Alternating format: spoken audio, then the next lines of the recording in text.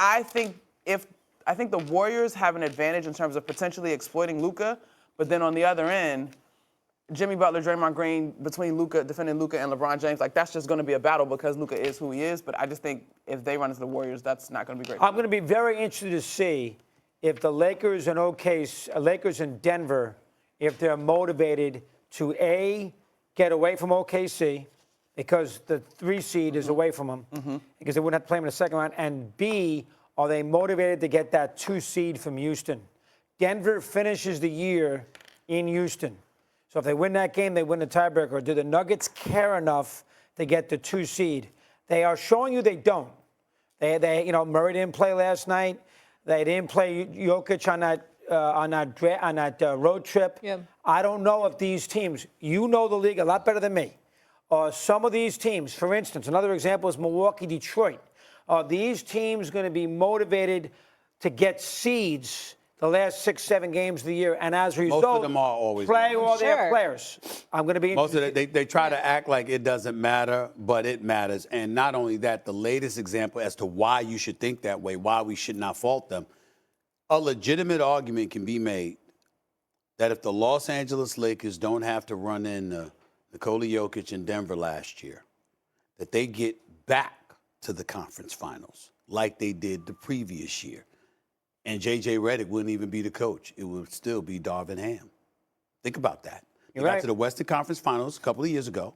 Right. They got to the first round last year. The only team that beat them was Denver, and the only team perceived as a team the Lakers couldn't beat was Denver. So people were looking at the Lakers as the season waned last year and saying, that's the team you need to avoid. And when they obviously couldn't avoid them or didn't put forth the due diligence to make sure they avoided Denver, they ended up getting them and they went home because the one team we knew they wouldn't beat was Denver. But everybody else in the Western Conference, we looked at the Lakers with Anthony Davis and LeBron James, and we said, Lakers could beat them. Lakers could beat them. Lakers could beat them. Now, because of that, I want to face. My answer to this question would be Golden State, like you said. Yeah. But I will remind everybody, Ant-Man. His name is Anthony Edwards, and that brother is coming. I am telling you right now, that man, oh my God, if this man tastes some championship champagne once, it's going to be more than once. If he sits up there and wins one, he's going to win more than one. Now remember, Ant-Man he's Jordan-esque. He got outplayed. I'm telling you. He got outplayed by Luka in the conference final last year. That's fair. Who do you have in the Western Conference Finals right now? Me personally, I think the Lakers going to end up capturing the 3rd seed. And I think it's going to be the Lakers and OKC in the conference finals. Jay wants the Warriors. I have been Denver a lot, but I really do think the Warriors are doing something. I just think about, you got 2 incredible defenders in Butler and Green. Obviously, it's Steph. He don't even got to be 52-point Steph. Yeah. But if he's efficient 33-point Steph and they're still getting production from the rest of their guys, like, the Warriors to me it's not sneaky because of who the Warriors are, but based on this season, I'm leaning Warriors. Let me make this statement. I want to see if y'all disagree with this. I believe that the greatest fear factor that exists in the NBA is Steph Curry. When that brother Molly, when he steps past half court, you're scared. Where's he at? Who got him?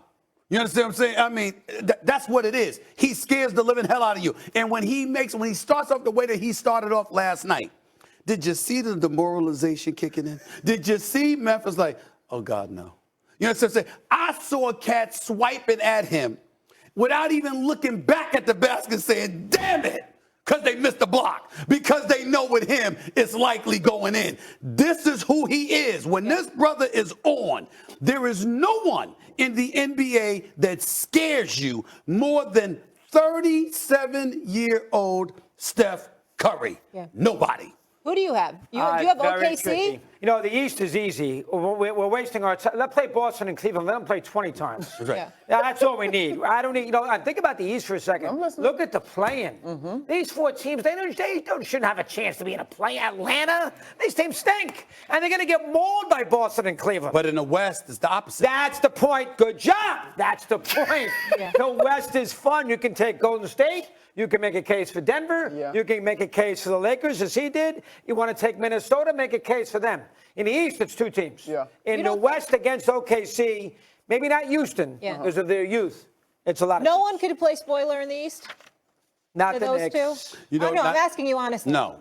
Listen, here's the thing. I wanna the tell you Knicks, somebody, The but- Knicks are better than they were talent-wise. They have a dissipated level of grit than we saw last year. That grit that they had, that feistiness, where, they're the little engine that could. They're the underdog. They're battling, scratching, and clawing. That's not what we see from the Knicks this year. We're winning games. Yeah. And we know they're talented. And Karl Anthony Towns, props. I'm happy to have him. Yeah. Okay? Mikal Bridges, I like Mikal Bridges a lot. And Jalen Brunson, when he gets back, we're going to see what's going down. But they lack that grit that they had last Monica, year. last word here. Then we're gonna roll. The formula, though, Molly, to an upset would be, for whatever reason, last year's the mental piece of it, right? Yeah. If the Knicks still have Cleveland's number. It has not been the case this year That at would all. be conference finals. Yeah, they're not going to play him until Oh, right, you're right. That's the Yeah. problem. You're right, my bad. That's the Seeding, problem. I got it mixed Yeah. up. That's right. And they ain't beat Boston as much as it pains me to say it. They ain't beat. If the Knicks beat, Yeah, oh we my gotta God, go. a miracle. If the Knicks beat Boston, Can you tell we're a little excited for the playoffs? Oh, my goodness.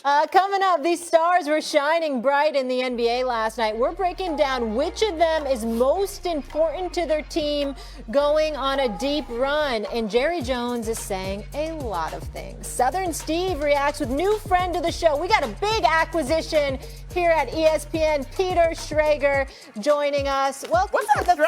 fam. Hey! There are a lot of pretty good games last night. It's a good night.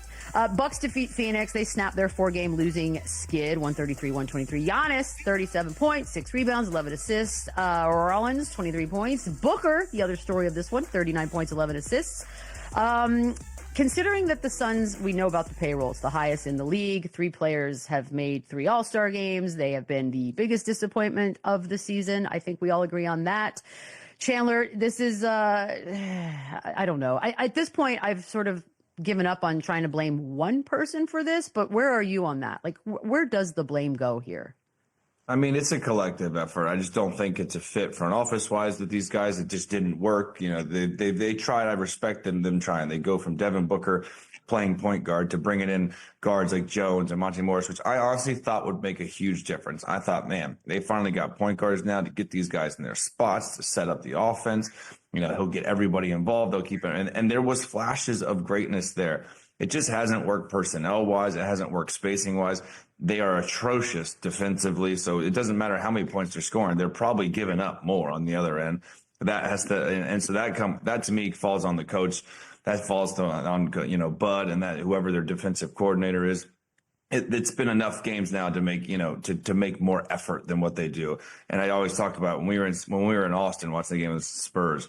It was everything. It was they weren't talking, they weren't playing hard, they weren't diving on the floor. The guys were getting out of the way when they could take charges. Like, it was a pitiful, defensive performance, and that stuck with me. And now every time I watch a game, they consistently do that. So as good as they are offensively, as good as those 3 guys in particular are, it just never worked. And I think it's a collective effort that everyone's got to take responsibility for this. And I'm almost certain that they're going to move on this offseason. I don't think they're going to fire Bud. I think they're going to kind of rearrange that roster before they do that. But just, it's disappointing. Way too much talent on this team to not even make the play-in with those 3 guys on a roster. I don't care what else is happening, how many injuries. Those 3 guys on a roster should make the playoffs. At the very least, Lou. The other thing too, I don't think they want to pay another coach not to work with the money issues. Not issues. The guy that owns them is rich, but it's more of they're already going to have to pay this $150 million tax bill. Like, it's not. That's the problem here, Lou. It doesn't feel like there's a light at the end of the tunnel, at least for a while.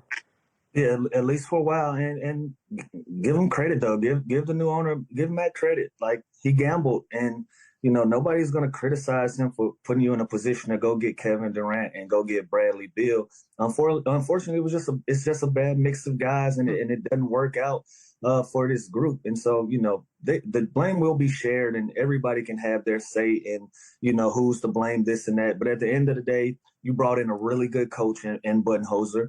You put your fan base in a position to be excited about Phoenix Suns basketball with bringing in star power. He made all the right moves. It just didn't work out. Simple and plain.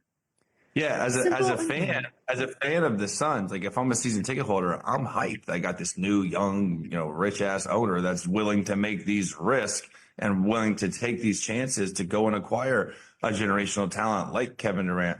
Bradley Beal didn't look like himself this year, but again, that is a good pickup that you think, optically on paper that this makes sense. The guy can shoot, he can create. Devin Booker, he's unselfish. He's never been a bad locker room guy. This on paper sounded great. So I'm not blaming him at all. I'm actually crediting Matt Ishbia and the owner for going out and getting the most talented guys he could.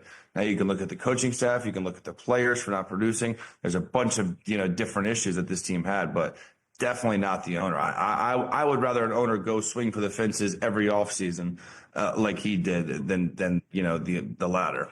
Hey, Chandler, 100.